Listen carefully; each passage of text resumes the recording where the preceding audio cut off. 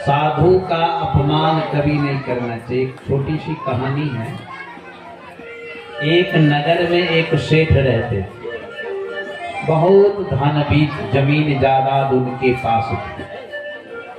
तो वो एक बार उनके गेट पर दो दो सिपाही रहा करते थे। इतना धन, इतनी संपत्ति। एक बार सेठ जी नदी में स्नान करने के लिए अपने कंधे पर धोती लेके जा रहे थे।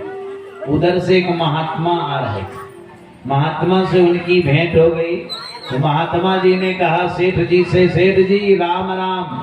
तो सेठ जी को लगा कि कहीं कुछ मांग न ले, मुंह घुमा लिया। फिर उधर से महात्मा जी बोले सेठ जी राम राम। तो सेठ जी से नहीं रहा गया, फिर मुंह घुमा लिया। फिर महात्मा जी बोले सेठ जी राम राम। तो सेठ जी बोले हमको तुमसे कौन काम। महात्मा जी बोले ओ तो तुम हमसे काम नहीं रखते कोई। कहने ठीक है, स्नान करने जा रहे जाओ। सेठ जी गया स्नान करने। तब तक महात्मा जी क्या किए, अपने तपस्या के बल से सेठ जी का रूप बना लिया। सेठ जी का रूप बना के अपने घर में, मतलब उनके घर में चले। अब उनके लड़के बच्चे सब सोचे कि पिताजी स्नान करके आए हैं। तुरंत इनको भोजन वोजन दिया, वही धोती, वही कुर्ता, वही रंग, वही रूप। सेठ जी जब स्नान करके आए गेट पर तो सिपाही उनको रोक दिया। कहा किधर जाओगे? कहा भीतर जाएंगे। कहा तो बहरूपिया है तो जाओ, अभी पैसे उसे नहीं मिलेंगे। सिपाही को लगा कोई बहरूपिया है, सेठ जी का रूप बना के कुछ मांगने आए। सेठ जी बोले सिपाही को माथा खराब है तुम्हारा क्या? हमारा घर हम ही को नहीं जाने दे रहे हो? अरे भाई ये हमारा ही घर है, हम ही तुमको नौकर रखे हैं, हम ही को नहीं जाने देते हो। सिपाही कहा सेठ जी तो भीतर में बैठे हैं, तुम कहां से सेठ आ गए? अरे एक ही न सेठ जी हैं हमारे, दो दो थोड़ी होंगे, तुम कोई बहरूपिया हो। सेठ जी को अब लगा कि ये क्या माजरा है भाई, हम बाहर हैं तो फिर भीतर कौन सेठ है। तब तक उधर से सिपाही बोला आप रुको, हम उनके बेटे को बुला के लाते। सेठ जी के बेटे को बुला के लाया। उनका लड़का जो सेठ जी को देखा तो उसके पांव तले जमीन खिसक गई। उसको लगा अब हमारा बाप ये है कि वो है, पते नहीं चला।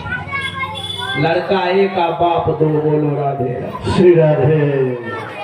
अब लड़के को समझे में नहीं आया कि क्या करें।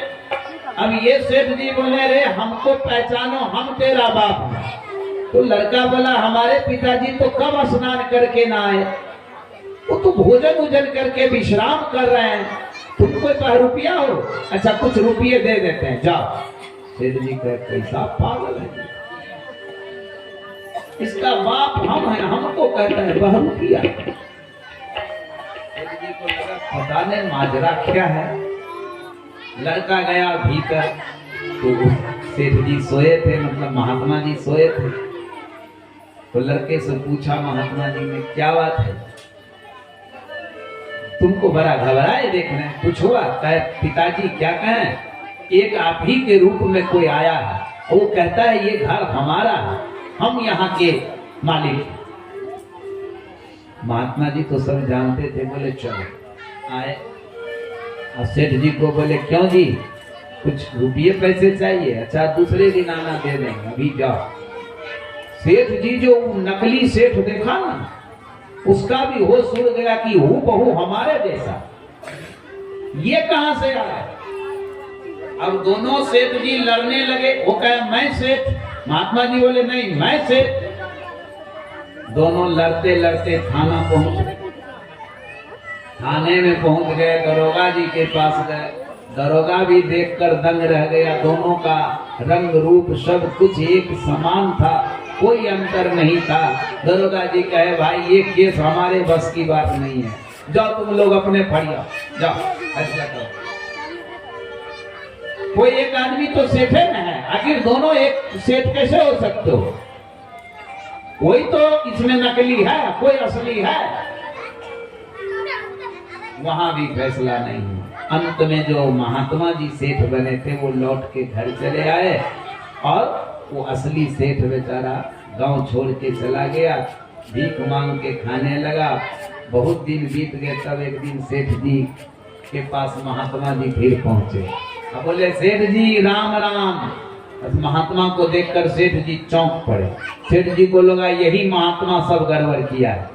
ये उसी दिन बोला राम राम, हम बोले तुमको हमसे क्या है काम, उसी दिन से बिगड़ गया सारा काम।